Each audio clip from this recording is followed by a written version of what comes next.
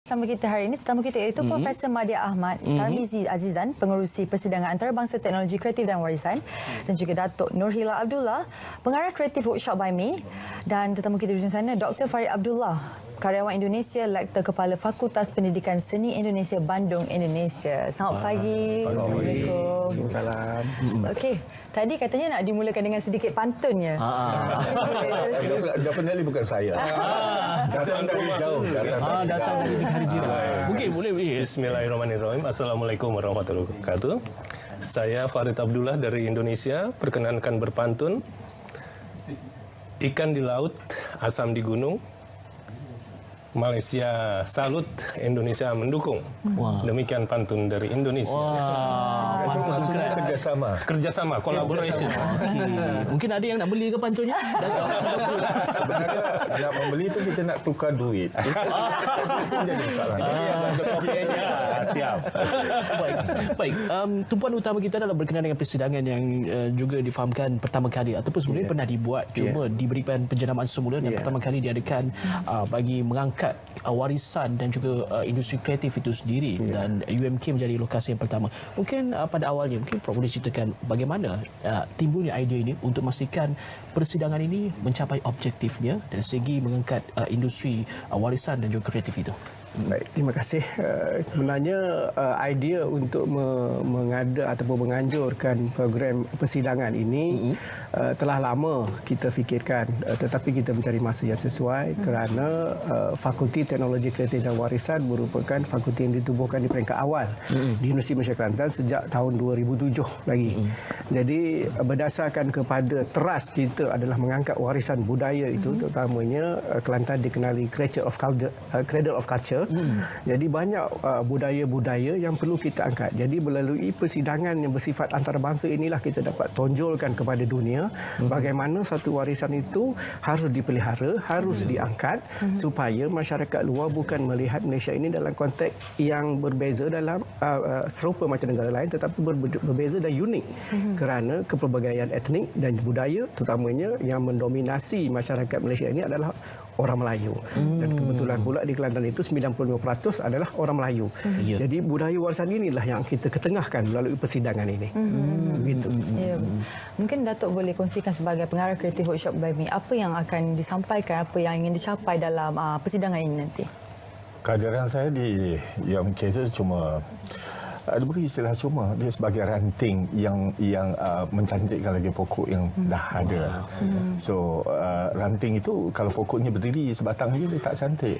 So kita membawa di sini workshop saya kreatif workshop by Me ini sebenarnya ialah satu pengisian untuk membawa penggerak-penggerak seni dan penggerak-penggerak kreatif supaya lebih berfikir beyond di bawah tagline saya yang dipanggil Think Surya atau Ex Surya, kita orang kampung boleh. And then tagline besar yang saya create untuk UMK ini ialah menganyam tradisi menjangkau teknologi. Why? Okey, menganyam tradisi itulah kita membawa balik akar-akar umbi kita, orang-orang kita yang dah hampir kehilangan dan terlupa siapa kita. Dalam masa yang sama bukan sahaja duduk di bawah menganyam tradisi itu secara pasif, iaitu menjangkau teknologi, kita pergi beyond kepada pemikiran dan cara. Means di sini hadir saya adalah membawa generasi ataupun warga artis itu sendiri, ya, saya mewakili itu, supaya sampai masa kita perlu keluar untuk boleh berfikir secara intelektual. Bukan sekadar berlakon-berlakon kosong, bukan sekadar itu yang kita nak sharing nanti di universiti, supaya anak-anak kita bukan sahaja di UMK, di mana-mana fakulti atau pengajian tinggi perlu berfikir dah, kalau tidak nanti mereka tidak dilatih secara kreatif untuk keluar dari universiti, dan begitu-begitu saja, dan akhirnya sekadar kerja sebagai cashier. Mereka tidak berfikir secara kreatif untuk membina atau create jurusan ataupun peluang yang mereka belajar itu sendiri. Ya, betul. Baik, Doktor, ini juga melibatkan rakan kita dari Indonesia. Nanti Doktor akan menjadi speaker juga pada persidangan ke, ataupun akan bersama-sama tim lain untuk melibatkan diri? Bagaimana? Baik. Ini acara yang besar, ada art exhibition antarabangsa.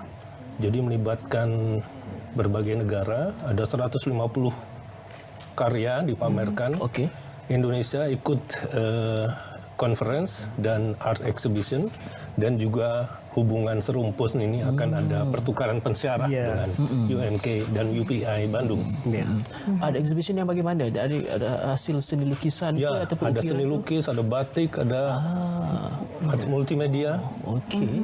Ya, sebab kita dalam konteks kita, tema kita adalah bagaimana mentafsirkan pengetahuan dan skill dalam konteks untuk mengangkat warisan. Jadi bila kita cakap pasal seni, seni itu bukan hanya lukisan.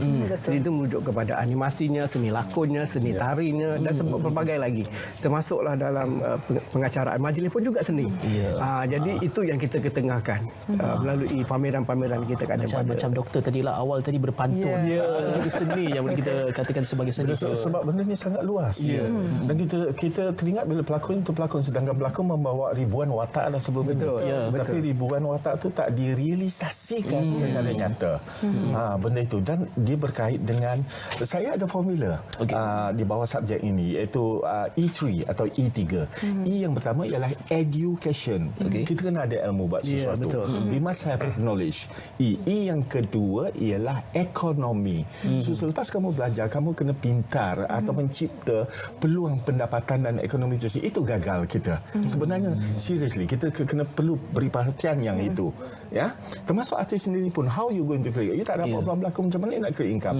Yang ketiga last ialah entertainment. Selepas you dah belajar, you dah ada ekonomi, dia kena ada entertainment. Entertainment tu pula kena entertainment bijak. Bukan sekadar hu dan ha saja. So budaya dan warisan juga entertainment. Pelancongan juga entertainment. Tapi bagaimana caranya kalau yang pantun itu mau dibikin uang? Izinkan saya menambah sedikit. Ya, Prof. Sebab berkait dengan apa yang Datuk kongsikan tadi berkaitan dengan keusuanan. Jadi kebetulan UMK ini merupakan satu-satunya universiti di Malaysia, universiti awam yang terasnya keusuanan. Jadi apa sahaja yang kami lakukan di UMK, sama ada dalam konteks warisannya, teknologinya, pada akhirnya kami ingin melahirkan usahawan dalam bidang tersebut. Jadi dalam konteks persidangan ini lebih kepada industri kreatif. Jadi siswa yang akan kami lahirkan adalah siswa yang ke arah menjadi entrepreneur dalam bidang industri kreatif. Itu yang kami usahakan melalui persidangan ini. Kalau kita melihat Fakulti Teknologi Warisan dan Kreatif merangkumi semua daripada teknologi dan juga mengekalkan warisan kita. Ya, betul. Adakah dengan kehadiran siswa-siswa yang dilahirkan oleh UMK dapat mengekalkan warisan itu sendiri dan tidak melupakan teknologi yang makin giat berkembang? Betul, selari dengan kami punya tema, kerana untuk mengangkat satu warisan itu pergi ke peringkat dunia dan keluar, tanpa teknologi warisan itu tidak boleh diangkat. Ianya hanya akan berada di Kelantan ataupun di kampung-kampung. Tetapi melalui media sosial, melalui teknologi YouTube dan sebagainya, kita boleh sebarkan dia ke seluruh dunia. Jadi inilah yang kami train dan latih pelajar kami di sana. Jadi dengan penglibatan datuk daripada orang industri yang berpengalaman lebih 40 tahun akan membantu kami untuk melonjakkan lagi hasrat ini supaya dicapai. InsyaAllah. Sebelum saya datang kemari dan sebelum saya terlibat secara langsung dengan UMK di bawah Profesor Dr. Ahmad Tarmizi, saya dinasihat oleh guru saya Profesor Dr. Asyah Sarji. Kerana kekurangan kita hari ini ialah pemain-pemain yang menghasilkan perkara yang ada otak. Dia pesan kepada saya begitu, Hilal, you should create something yang ada otak. Sebab yang kita buat sekarang ni dah cantik, tapi cantik kita tu sekadar macam mannequin dalam shopping complex. Lawak, lengkap dengan pakaiannya, rupanya, make upnya semua. But kita perlu ada, dan otak ini perlu kita bawa. Yang tadi tu, kita orang kampung boleh yang ex-surreal atau think surreal, ex-surreal tadi, untuk bawa kita ini sebenarnya kita hebat dari dulu lagi. Kita ialah penakluk lautan. Orang kita ini ya penakluk lautan ya kan. Itu kapal apa tadi bilang itu? Pinisi. Oh, minta maaf saya cakap bahasa yang sana ya. Ngomongnya di sana itu. Jadi kita dah dari dulu lagi pencipta teknologi, pencipta besi, pencipta tamadun sangat besar. Kenapa warisan itu kita nak hilangkan atau terlupa sebenarnya? Terlepas pandang. Itu tujuannya. Baik, doktor, kita juga nak tahu antara pengisian yang mungkin doktor salah satu juga akan bersama-sama dalam konferensi ini. Mungkin topik ataupun perkara yang bagaimana menjadi tumpuan bagi doktor sendiri. Adakah dari segi bagaimana kita nak memastikan warisan itu tidak dilupakan ataupun dalam memberikan didikan kepada orang-orang baru, orang-orang muda? Baik. pada basicnya seni menghaluskan hati jiwa dan raga. Iya. Melalui seni pula kita bisa berkolaborasi, berdamai, berkarya, menghaluskan budi. Jadi yang hendak saya sampaikan melalui seni, melalui rasa, itu membuat dunia itu indah, beautiful. Dan itulah tujuan besarnya Indonesia dan Malaysia. Baik, difahamkan juga ada nanti hashtag UMK bertanjak Prof. Datuk. Dalam kita menyulam ataupun ialah memastikan warisan itu terus diwarisi ataupun dikekalkan. Itu antara salah satu pengisian cara yang sesuai. Memang sebenarnya kita punya daya penarik kehadiran persidangan ini adalah dengan memakai busana dan juga bertanjak. Dan kebetulan sejak 2017-18 ni trendnya adalah bertanjak di Strata Malaysia. Jadi kita mengambil niche itu supaya mengangkat warisan. Tetapi dalam konteks program kita hari ini bukan hanya bertanjak untuk menunjukkan kemegahan dan sebagainya, tetapi menjiwai bagaimana warisan itu harus dipelihara seperti yang Datuk beritahu tadi. Dan melalui itu masyarakat awamnya, umumnya, pelajarnya, sama ada yang golongan bawahan ataupun atasan akan bersama-sama memakai pakaian tersebut dan menjiwai semangat Malaysia itu. Warisan itu masih lagi perlu dipelihara dan dipertahankan. Sebab tanjak itu sebenarnya ada karakter dan nama perwatakan mereka sendiri. Mengikut rupa-rupa ataupun taraf-taraf atau nilai-nilainya sendiri. Dia bukan tanjak kosong. Tapi alhamdulillah dalam tahun-tahun kebelakangan ini tradisi untuk memakai tanjak itu semacam satu kegemaran. Biarlah mereka pakai dulu, tak apa. Seperti anak yang nak berjalan, dia jatuh, biarlah dia berjalan dulu dan jatuh. Tapi kalau dia tak jatuh, bagaimana dia nak bangun berlari? Jadi akhirnya mereka akan memahami apa itu wataknya, sulamannya, katanya di wajah. Kerana di tanjak itu sendiri ialah memulia dan tanjak itu ialah metafora maruah kita sendiri di atas kepala. Itu sebabnya. Izin saya menambah sikit. Tanjak itu bukan sahaja di UMK sebenarnya. Kita telah berpakat dengan negara Indonesia supaya memakai juga tanjak di sana dan kita akan buat live Facebook mengatakan itu bukan hanya di Kelantan tapi di Malaysia, di beberapa tempat dan juga di Indonesia. Dan kita juga sedang mendapatkan networking di Patani, Thailand, ke Melayu Thailand di sana supaya memakai juga tanjak pada hari yang sama. Itu menarik.